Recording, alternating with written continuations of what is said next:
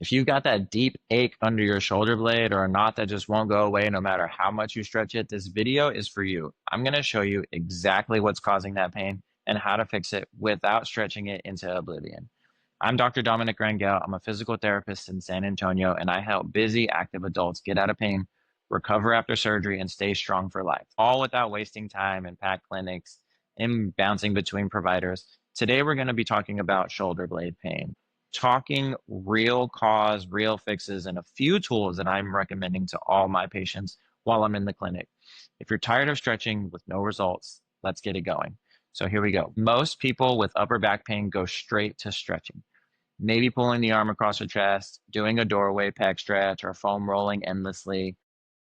Here's the truth. It's usually not a flexibility issue. The pain under your shoulder blade is often caused by a stability and a control problem, not a mobility problem.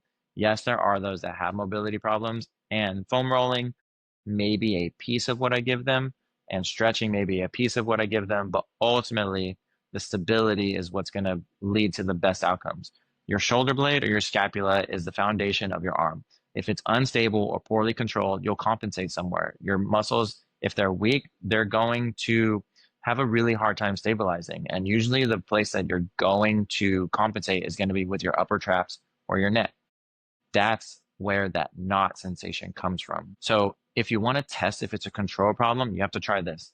So you're going to stand tall, raise your arms over your head. You're going to watch for two different things. One, does your neck tense up as you lift and go back into extension? And two, do your shoulder blades wing out or shift? Sometimes you get an arm that comes up, and instead of coming straight over the head, they're going to go a little bit out to the side.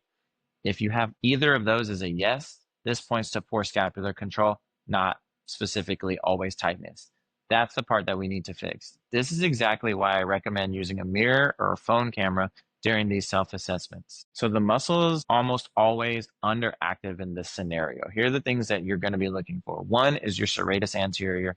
Two is your lower trap. And three is your middle trap. Yes, your trapezius is broken up into three sections. If those muscles are not activating to their highest potential, your upper traps and the levator scap take over and they get angry super fast. That's why rubbing the knot or doing a doorway stretch only helps temporarily. We have to retrain control and endurance in those three stabilizers. So the exercises that I'm going to want you to do, we're going to walk through three drills that I use in the clinic and at home for this specific scenario. Number one is going to be a wall slide with a mini band around your wrists. This trains your serratus anterior to drive the shoulder blade forward and up in the direction that it's supposed to go, which helps to stabilize it against the rib cage. You're going to start by placing the mini resistance band around your wrist, stand facing the wall, slide your arms up the wall in a controlled fashion.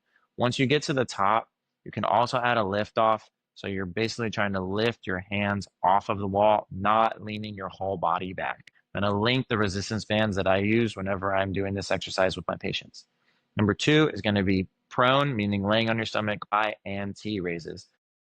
The way you do this one is you're going to lay down on your stomach on a table, on a bed, or whatever it is, and you're going to lift your arm into a Y or a T shape. You're going to do both and make sure that you're using your shoulder and not just using momentum to fling your arm up in the air. I like doing these with light dumbbells if the patient is able to tolerate it. Even if you have like little wrist weights, that's a good starting point. And so I'm going to link in some of the dumbbells that you can get, sometimes like a 1 or a 2, even a 3. A lot of times the highest that I'm going to go with these is going to be maybe a 5. If it's like an athlete, I might go higher, something like a 10. It just really depends person to person. Number 3, the exercise that I would recommend is going to be a foam roller reach. So this is going to target multiple areas. It's going to be looking to improve with your thoracic spine mobility. It's going to work with your scapular movement and core activation.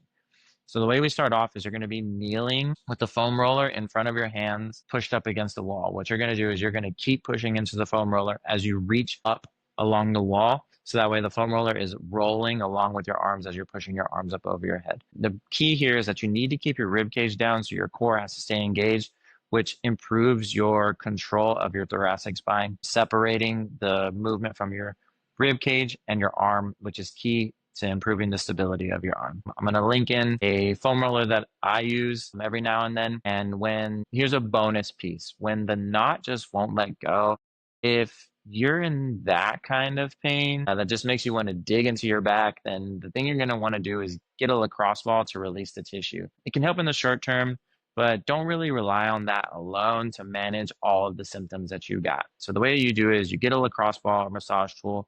You're going to roll on it along the area that you have the pain. You can use a foam roller, but a lacrosse ball is going to be much more specific and much more direct on the tissue that you're aiming for because it's going to have a smaller surface area. You can use it for your upper trap, you can use it for your middle back, you can use it for your lats, but you always, always, always have to follow that up with some type of activation work.